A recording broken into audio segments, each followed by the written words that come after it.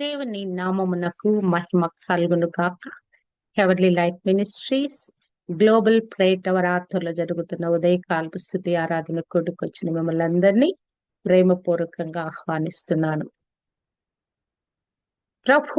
క్రీస్తు ప్రభు పుట్టిన సమయంలో జరిగిన సంభవాల గురించి మనము ధ్యానిస్తూ వస్తున్నాము. ప్రభు పుట్టిన సమయంలో మరి ఎలాగున దేవదూత మరియమ్మను వచ్చి దర్శించింది. తర్వాత మరి యేసేపును దర్శించింది, ఎలిజబెత్ జకర్యాలను దర్శించింది. ఎలాగున మరి మరియమ్మ వెళ్ళి తనకు కలిగిన సంభవాన్ని ఎలిజబెత్ తో పంచుకుంది. ఎలిజబెత్ ఎలాగున మరియమ్మను దీవించింది.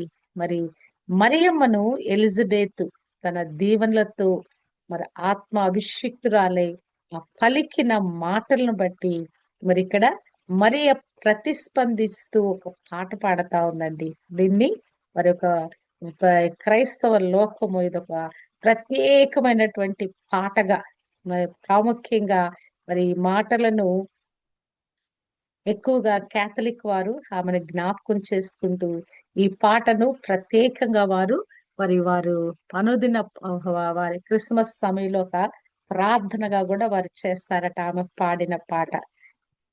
మరి ఇక్కడ లూకాసు సువార్త 1వ అధ్యాయము 46 నుంచి 55 వరకు ఇదొక స్తుతి గీతంగా మరి మేరీ పాటగా మరి ఈ లూకాసు సువార్తలో రాయబడిన, అంటే మేరీ నోటి వెంట పలకబడిన పలుకులు ఒక ప్రత్యేకమైన గీతికగా మరి ఇదొక ప్రార్థనగా మరి అనేక మంది ఈ యొక్క మాటలు పలుకుతూ తాము ధైర్యపరచుకునే మరి వాక్కులుగా ఉంటున్నట్లుగా మనం చూడగలము.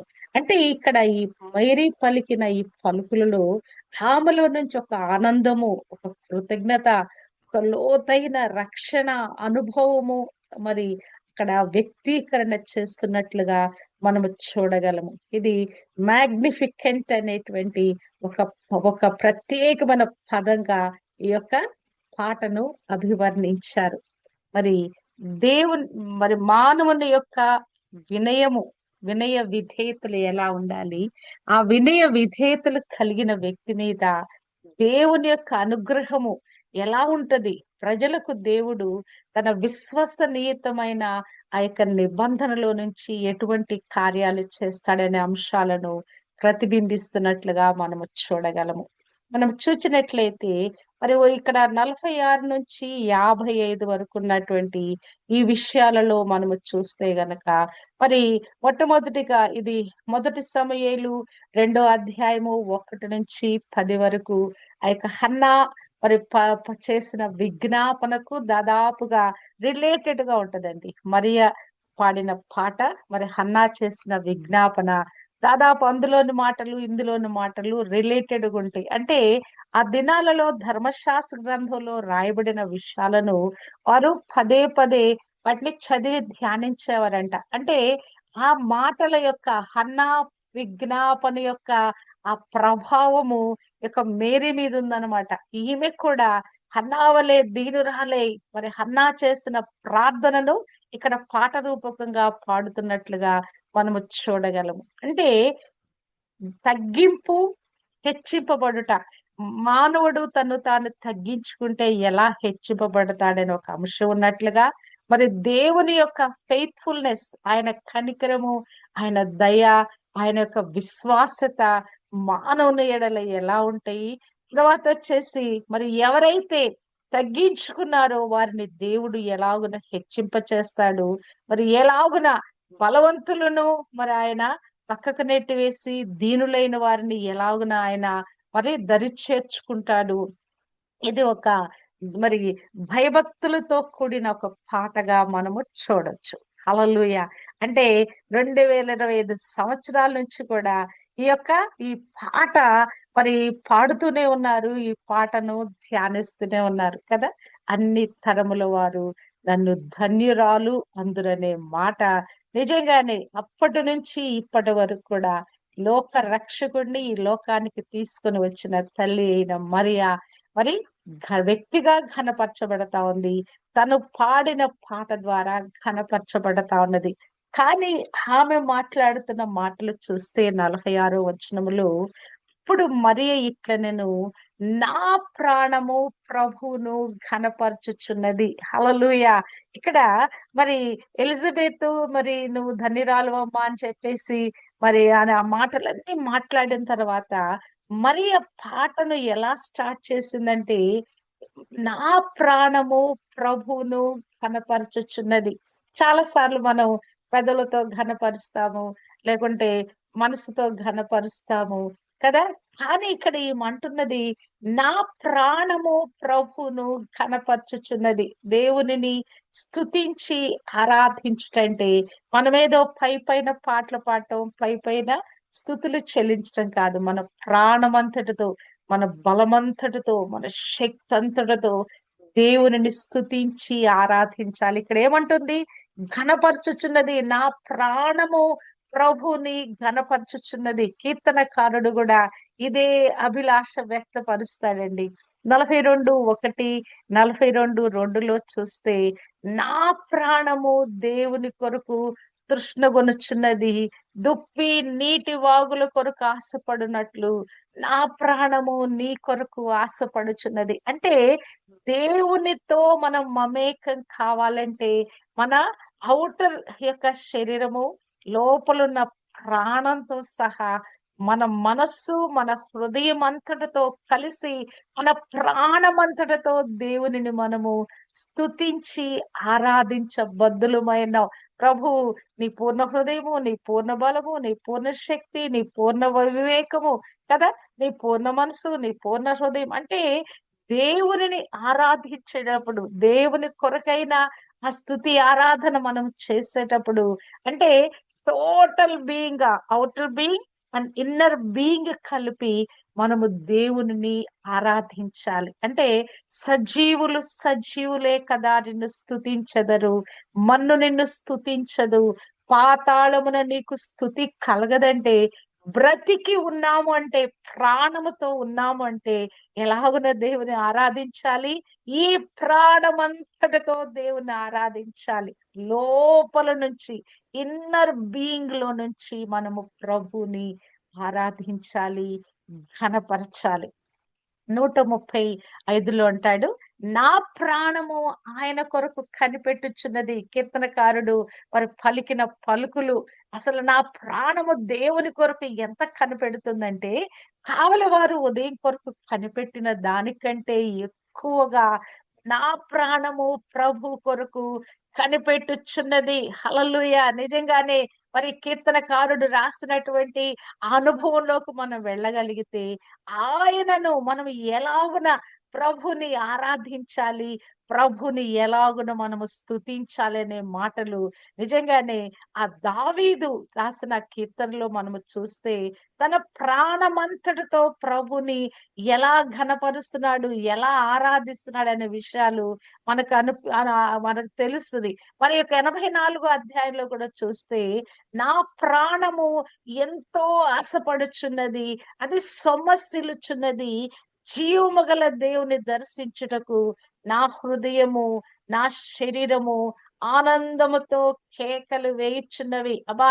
దేవుని చూడాలని, ఆయన సన్నిధికి వెళ్ళాలని, మరి అట్టి విధంగా మరి ఆత్మ మరి ఎంతగానో సొమ్మసిల్లుతుందంట. అబ్బా!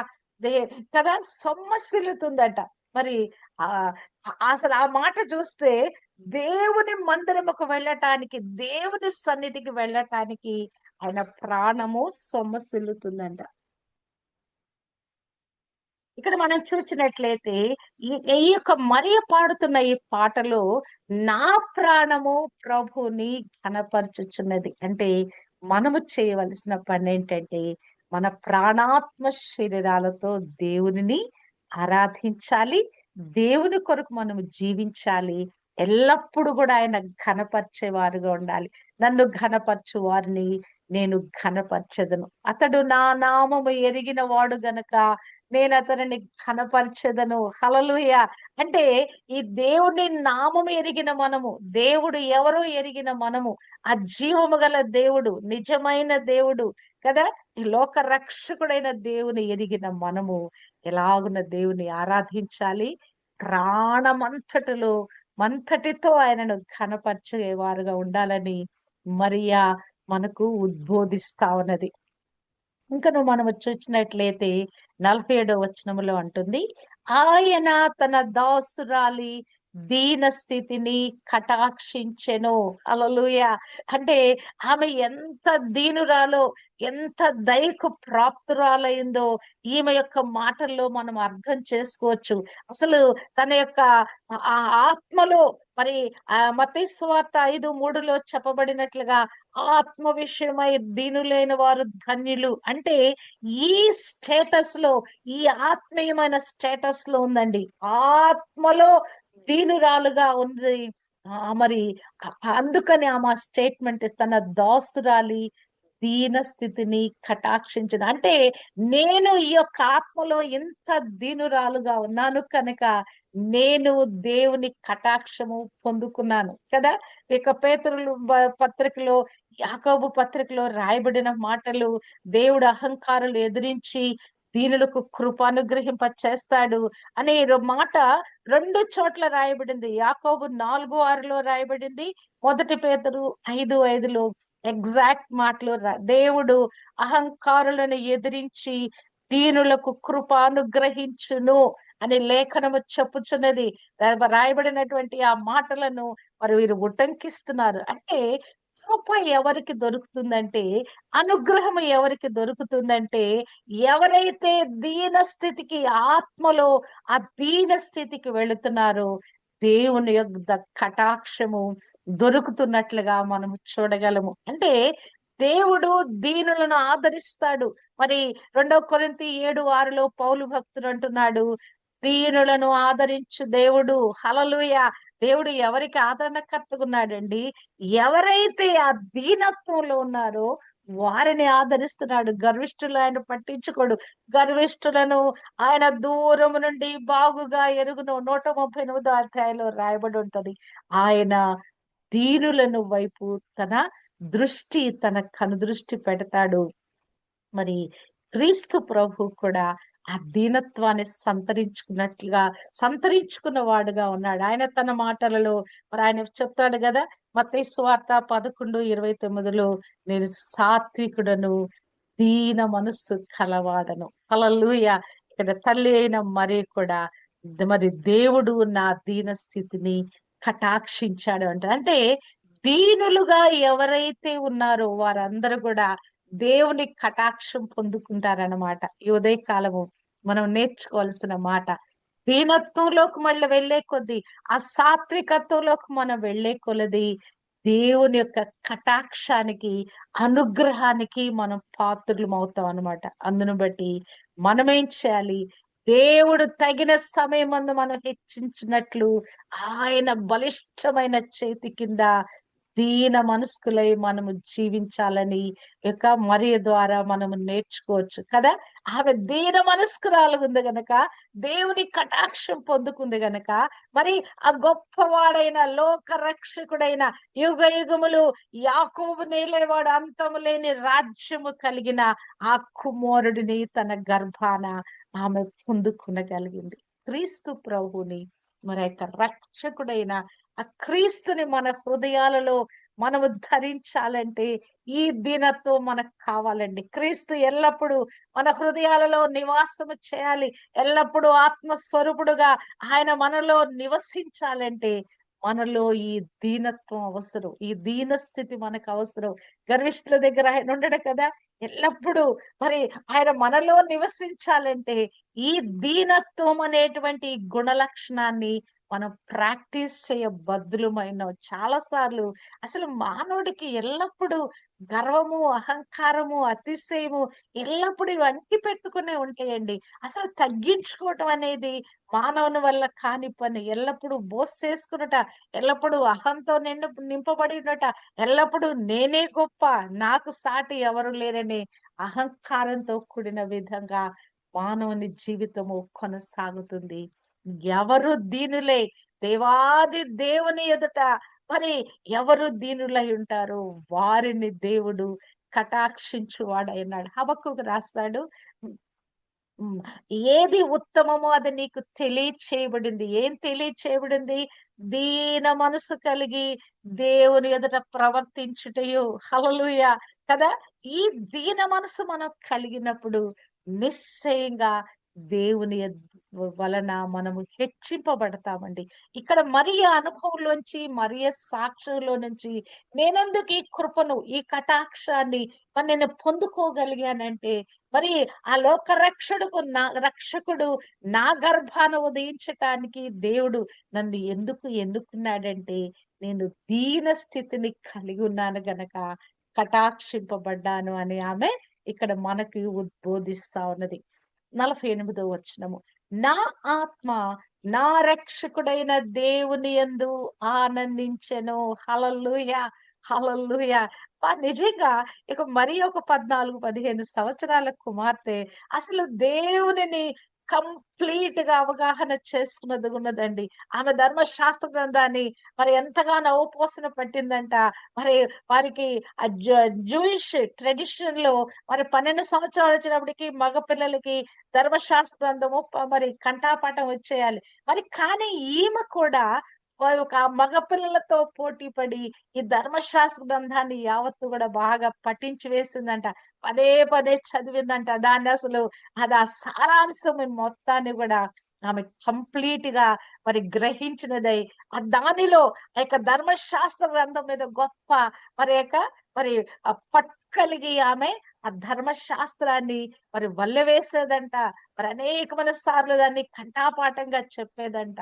మరి అట్టి విధంగా ఆమె ఆ దేవునిలో ఉన్న వాక్యములో ఉన్న ఆ యొక్క ఆత్మతో ఆనందించుట, ప్రాణమంతటితో దేవుణ్ణి ఆరాధించుట అనే అనుభవంలోకి వెళ్ళిందండి. నా ఆత్మ నా రక్షకుడైన దేవుని యందు ఆనందించెను. హల్లెలూయా!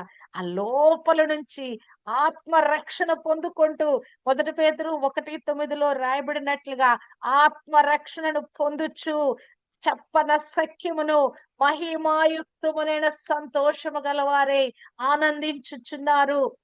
అంటే ఆమె లోపల ఆత్మ దేవునితో మమేకమైనటువంటి అనుభవంలోకి వెళ్ళిందండి.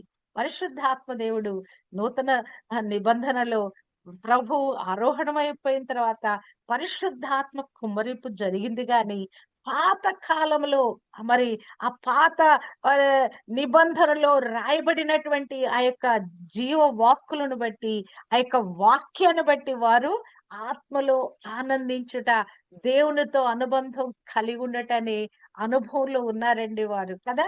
ఆ దావీదు యొక్క ఆ పాటలు, ఆ పద్యాలు, ఈ కీర్తనలు మనం చూచిన కదా! భక్తుల యొక్క జీవిత చరిత్రలు చూచిన వారు ఆ లోపల దేవునితో మమేకమై ఎలాగున ఆనందించాలి అనేటువంటి అనుభవంలో ఉన్నట్లుగా మనం చూడగలం. ఇక్కడ దేవునిని ఆమె ఒక రక్షకుడుగా పరిగణిస్తా ఉన్నది. నా ఆత్మ నా రక్షకుడైన దేవుని యందు ఆనందించెను.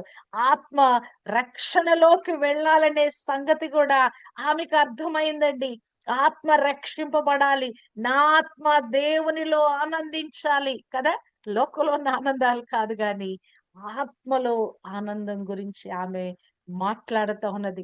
నా ఆత్మ రక్షింపబడినదై దేవునితో మమేకమైనదై దేవునిలో ఉన్న గొప్ప ఆనందాన్ని పొందుకుంటా ఉన్నది. హల్లెలూయా! ఇది అండి అసలు ఆత్మలో ఆనందించుట అంటే మనం చాలా సార్లు ఈ యొక్క మరి జీవితంలో అనేక విషయాల్లో మనం ఆనందిస్తాం. టెంపరరీ అవన్నీ గూడా కదా! సంతోషాలు కలుగుతాయి, ఆనందాలు కలుగుతాయి. ఇవన్నీ గూడా అప్పటికప్పుడే. కానీ ఈ లోపల నుంచి బబ్లింగ్ జాయ్ అనేది ఎక్కడ కలుగుతుందంటే ఆత్మ రక్షణ పొందుకున్నప్పుడు కదా! ఈ పాప భారం మనలోంచి వెళ్ళిపోయినప్పుడు కదా! ఆత్మ తాకిడి మనలో అభివృద్ధి చెందే కొద్దీ ఆత్మ నింపుదల మనలో అది అధికమయ్యే కొద్దీ ఆ యొక్క రక్షణ ఆనందం ఏంటో మనకు అర్థమవుద్ది. నిజంగానే ఆత్మలో ఆనందిస్తా ఉంటే అదొక స్వీట్, దాన్ని ఎలా చెప్పాలి? ఒక మాధుర్యమైన అనుభవం ఉంటదండి. ఈ మాట దైవజనుడు భక్త్ సింగ్ గారు 'మహిమాయుక్తమైన ఆనందం' ఒక చిన్న పుస్తకం ప్రింట్ చేయించాడు. చాలా చిన్నగా ఉంటది. మరి అరచేయంత కూడా ఉండదు అది. మన ముందు వేళ్ళున్నంత వరకే అంతవరకే ఉంటది ఆ పుస్తకం. 'మహిమాయుక్తమైన ఆనందం' అనే పుస్తకం. మరి నేను ఆ పైన అది చదివినప్పుడు మరి ఇది పేతురు పత్రిక పేతురు రాసాడు ప్రభువా. అసలు ఈ ఆనందం ఏంటి? ఈ మహిమాయుక్తమైన ఆనందం ఏంటి? ఇది నాకు కావాలి. బైబిలులో రాయబడిన ఈ మాట, ఈ మహిమాయుక్తమైన ఆనందం ఏంటో నాకు కావాలి ప్రభువా అని దేవుని యొద్ద అడిగాను. నిజంగానే ఆత్మలో దేవునిని స్తుతించి ఆరాధిస్తా ఉంటే ఈ మహిమాయుక్తమైన ఆనందంలోకి మనం వెళ్ళిపోతామండి. హల్లెలూయా. యెషయా 61:10 అంటాడు. కాగా యెహోవాను బట్టి మహా ఆనందముతో నేను ఆనందించుచున్నాను. నా దేవుని బట్టి నా ఆత్మ ఉల్లసించుచున్నది. హల్లెలూయా. హల్లెలూయా. దేవునిని బట్టి, దేవుని కార్యాలను బట్టి, దేవుడు మనకు దయచేస్తున్న రక్షణను బట్టి మనము దేవునిని స్తుతించి ఆరాధిస్తున్నప్పుడు, ప్రాణమంతటితో దేవుని ఘనపరుస్తున్నప్పుడు ఈ యొక్క ఆత్మ దేవుని యందు ఆనందించటం అనే అనుభవంలోకి మనం వెళ్తామండి. హల్లెలూయా. హల్లెలూయా. 49వ వచనంలో అంటుంది, సర్వశక్తిమంతుడు నాకు గొప్ప కార్యములు చేసెను కనుక ఇది మొదలుకొని అన్ని తరముల వారును నన్ను ధన్యురాలని అందరూ. ఆయన నామము పరిశుద్ధము. హల్లెలూయా. హల్లెలూయా. దేవుడు నాకెంత గొప్ప కార్యం చేశాడు. ఈ ప్రపంచంలో, ఈ భూమి మీద మరి పుట్టినటువంటి వారందరిలో నన్ను ప్రత్యేకపరుచుకున్నాడు. నన్ను ప్రత్యేకంగా ఒక కార్యం కొరకు, ఈ లోక రక్షణార్థం కొరకైన కార్యం కొరకు నన్ను ఎంచుకున్నాడు. సర్వశక్తివంతుడైన దేవుడు ఈ భూమి మీద చూచినప్పుడు మరి యొక్క రక్షకుడుగా ఈ లోకంలో ఉదయించాలని ఆయన ఆలోచించినప్పుడు నేను కనిపించాను ఆయనకి. నా దీనత్వంలో నా ఆత్మ రక్షణ పొందుతూ నా ప్రాణాన్ని ఘనపరిచేటువంటి ఈ స్టేటస్ లో ఉన్న నేను ఆయనకు కనపడ్డాను కనుక ఆయన ఏం చేశాడు? నాకు గొప్ప కార్యములు చేసెను. హల్లెలూయా. దేవుడు మనల్ని చేసుకున్నాడండి. ఒక్కొక్కరిని చేసుకున్నాడు. ఎందుకు? ఆయన కొరకైన పాత్రలుగా జీవించటానికి. ఈ లోకంలో ఏదో పేరు ప్రతిష్టలు, మరి డబ్బులు లేక ఆస్తులు, అంతస్తులు కలిగి ఏదో గొప్పవారిగా పరిగణించబడటానికి కాదు. దేవుని యొక్క కార్యము మన ద్వారా జరిగించుకోవటానికి ఒక పాత్రలుగా దేవుడు మనల్ని ఆయన స్వీకరించాడు. సర్వశక్తిమంతుడు నాకు గొప్ప కార్యములు చేసెను. ఏంటా గొప్ప కార్యములు? ప్రభుని మరి గర్భాన ధరించుట ద్వారా ఆమెకి కలిగిన మేలేమనుందా అండి? నిరంతరము ఆమె హృదయంలోకి ఖడ్గము దూసుకొని పోవుట, మా ప్రజల యొక్క దూషణలు, నిందలు, ప్రభుని కించపరచుట కదా! ప్రభుని మరి ఎంతగానో హింసించి సిలువ వేయుట. అమ్మా నీ హృదయంలోకి ఒక ఖడ్గము దూసుకుపోద్దామా అని సిమియోను చెప్పిన మాటలు. మనం ఇవన్నీ ఆలోచిస్తే ఆమెకేంటి మేలు కలిగింది? అవునా కాదా? లోకరక్షకుడిని ఈ లోకంలోకి తీసుకొని వచ్చి ఆమె ఎంతో శ్రమపరచబడింది, నిందలు పడింది, అవమానాలు పొందింది. అవునా కాదా? కన్యక గర్భవతిగా చేయబడితే ఆమె మరి యేసేపు స్వీకరించినా కూడా మరి ఆ లోకము అప్పుడున్నటువంటి ఆ సంఘము, సమాజము ఆమెను ఎంతగా మరి నీచంగా మరి ఆమెను తూలనాడి ఉంటదో, మరి మరి ఎంతగానో ఆమెను హింసించి ఉంటదో కదా! మరి కానీ ఆమె అంటుంది, సర్వశక్తుడు నాకు గొప్ప కార్యములు చేసెను. అంటే దేవుని కొరకైన పాత్రగా నేను వాడబట్టానికి దేవుడు నన్ను ఏర్పరచుకున్నాడు. కనుక ఇది నా జీవితంలో గొప్ప కార్యమే. నాకు నిందలు రాని, అవమానాలు రాని, నా పరిస్థితి ఔటర్ పరిస్థితి ఏదైనా ఉండని కానీ ఆయన చేతిలో నేను సాధనంగా ఉన్నాను కనుక ఇప్పుడు నేనేం చేయబడ్డానంటే నా శ్రమలు ఎన్ని విధాలుగా ఉన్నా కూడా ఇది మొదలుకొని అన్ని తరముల వారు నన్ను ధన్యురాలని అందరూ. హల్లెలూయా. కదా! ఎన్ని తరాలైపోయినాయి ఇప్పటికి 2025 సంవత్సరాల నుంచి ఎన్ని తరాలైపోయినాయి. అన్ని తరాల నుంచి ఆమె కొనియాడబడుతుందండి. ధన్యురాలుగా పరిగణించబడి yes, she is a blessed woman కదా! లోక రక్షకుడిని ఈ లోకానికి తీసుకొని వచ్చిన సాధనము మరి ఆ ప్రత్యేకమైన పరిశుద్ధమైన పాత్ర అయిన మరియా నిజంగా ఆమె ధన్యురాలండి. సర్వశక్తిమంతుడు నిజంగా ఆమె పక్షాన గొప్ప గొప్ప కార్యము చేశాడు. మనకు కలిగే ఈ శ్రమలు ఇవన్నీ కూడా టెంపరరీ. దేవుని కొరకైన మనము చేసే కార్యాలు అవి పర్మనెంట్ అండి. మనకి ఏది పరిస్థితి ఎలా ఉన్నా దేవునిలో మనం కొనసాగుతున్నాము. విశ్వాసముతో కదా కొనసాగుతున్నాము. దేవుని యందలి భయభక్తులతో కొనసాగుతున్నాము. ఆయనని వెంబడిస్తా ఉన్నాము. మరి ఆయన కొరకే మనము జీవిస్తా ఉన్నాము.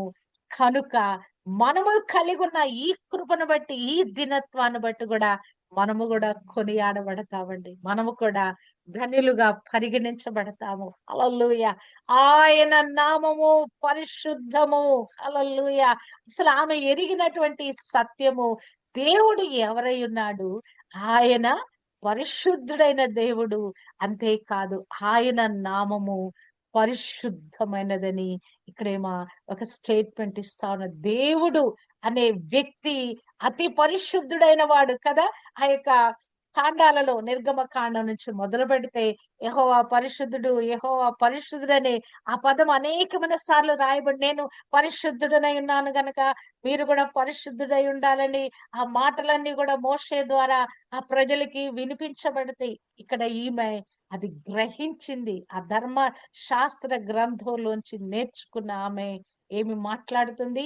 ఆయన నామము పరిశుద్ధము, ఆయన నామము పూజింపదగిన నామము, ఆయన నామము పరిమళ తైలముతో సమానమైన నామము. అబ్బా, దేవుని నామము ఎంత గొప్పదో ఇక్కడ మరియ మాట్లాడుతున్నదండి. ఆయన నామము పరిశుద్ధమైనది. హల్లెలూయా. దేవుడే పరిశుద్ధుడు. ఆయన నామము కూడా పరిశుద్ధమైనదని ఈమె గ్రహించిందండి కదా. యెహోవా అనే పదము, ఆయన నామము పలుకుట, ఆయన నామాన్ని అక్కడ మోషేకి దేవుడు ప్రత్యక్షపరుచుకున్నాడు. నిర్గమకాండము 3 అధ్యాయాలు. నేను పోయి ఏం చెప్పాలి ప్రభు అంటే, యెహోవా అనే నామము చెప్పు అని చెప్పేసి అన్నప్పుడు, ఏంటి యెహోవా అనే నామము? నేను ఉన్నవాడను, ఉండునను వాడను. హల్లెలూయా. నేను ఉన్నాను, ఎప్పటికీ ఉన్నాను, ఎప్పటికీ ఉండిపోయేవాడను, ఉన్నవాడను, ఉండునను వాడను, ఎప్పటికీ ఉన్నవాడను. అయాం దయాం. హల్లెలూయా. హల్లెలూయా. ఆయన ఆ యెహోవా దేవుడు. ఆ నామాన్ని పలకాలంటే ఇశ్రాయేలీయులు సాహసం చేయరట. ఆ యూదులనేవారు సాహసం చేయరట. యెహోవా అనే నామాన్ని పలకాలంటే తమ్ము తాము ఎంతగానో పరిశుద్ధపరచుకొని సాంక్టిఫై చేసుకున్న తర్వాతనే వాళ్ళు ఆ నామం ఎత్తి మాట్లాడతారంట కదా. మనలాగా ఈజీగా దేవా, యేసయ్య, యెహోవా మనం చాలా ఈజీగా చెప్పేస్తాం. తండ్రి అని సంబోధిస్తూ మనం ప్రార్థన చేస్తాం కదా. కానీ యోధులు అనేవారు ఆ నామాన్ని పలకటానికి సాహసించరట. ఎందుకు? ఆయన నామము పరిశుద్ధమైన నామము. మరియకు ఆ దేవుడు ఎంత ఆత్మ ప్రత్యక్షత ఇచ్చాడండి. హల్లెలూయా. ఆమె దేవుని చేత ఎన్నుకోబడిందంటే ఆమె, మరి దేవుడు ఒట్టిగా ఆమెను ఎన్నుకోలా. ఆమెను స్క్రూటినైజ్ చేశాడు దేవుడు. ఒక స్కానింగ్ చేసినట్లుగా కదా. ఒక సిటీ స్కాన్ చేసినప్పుడు దానిలో దేనిలోకి పంపించి ఆ మెదడులో ఉన్న అన్ని కూడా అన్ని చూస్తారు వాళ్ళు. మన లోపల నరాలలో ఎక్కడ ఎక్కడ ప్రాబ్లం ఉందో చూస్తున్నారు. అంటే అట్టి విధంగా ప్రభు ఆమె మనస్సును, హృదయాన్ని, జీవితాన్ని, అంతరంగాన్ని అన్ని పరీక్షించిన వాడే. అసలు ఆమెకి దేవుని యందలి భయభక్తులు ఎంత ఉన్నాయి? అసలు దేవుని కొరకు ఆమె ఎలా మరి జీవిస్తా ఉన్నది? మరి ఆ యొక్క కుమారుడిని గర్భాన ధరించినప్పుడు ఆమె యొక్క మానసిక స్థితి ఎలా ఉంటది? అతన్ని కన్న తర్వాత మరి ఆ సిలువ వరకి ఆమె ఎలాగున సహకరించుకుంటూ కుమారుడితో కలిసి వెళ్తది. ఇవన్నీ కూడా మరి దేవాది దేవుడు చూచి ఉన్నాడండి. ఆమెను వట్టిగా చేసుకోలా. ఆమె పరిశుద్ధురాలుగా జీవిస్తుంది గనక ఇదిగో కన్యక గర్భవతి కుమారుని కనునని ఆ ప్రవచనాన్ని బట్టి ఆ రోజుల్లో ఉన్న కన్యకలందరూ కూడా చాలా పరిశుద్ధంగా జీవించారట.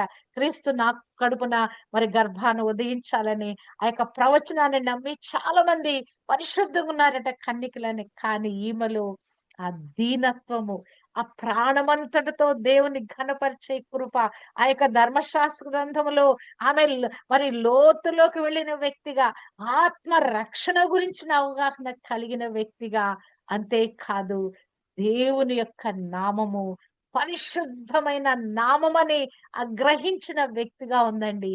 అంతేకాదు తగ్గించుకుంటే, దీనత్వంలోకి వెళితే దేవుడు ఎలాగున హెచ్చిస్తాడో అది కూడా గ్రహించిన దానిగా ఉన్నది. నా తన దాసురాలి దీన స్థితిని కటాక్షించెను.